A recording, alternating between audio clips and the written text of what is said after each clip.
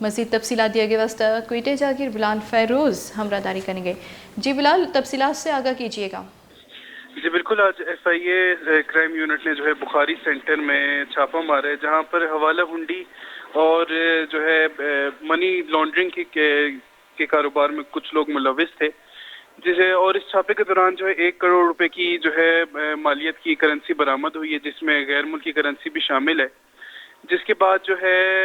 F I اے نے یہ رقم اپنی تحویل میں لے لی تھی۔ تو اس رقم کو نہ دینے کے عوض میں جو ہے انہوں نے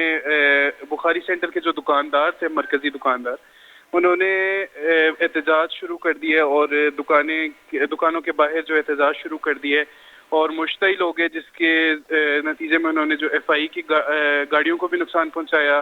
میڈیا کی گاڑیوں کو بھی نقصان پہنچایا، اور پھر جو ہے ایف آئی اے نے پولیس کی بھاری جو ہے نفری بلوا لی ہے اور ان سے مدد لے کے جو ہے وہ اس بلڈنگ سے نکل گئے ہیں ایف آئی اے کے لوگ، لیکن دکاندار کا یہی کہنا ہے کہ یہ رقم جو ہے ہم کسی صورت ایف آئی اے کے حوالے نہیں کریں گے۔ جی بلال، بتائیے گا کہ ایف آئی اے نے کس بنیاد پر یہ کارروائی کی ہے؟ کیا یہاں پر جو منی ایکسچینج سینٹر ہے، یہاں پر غیر قانونی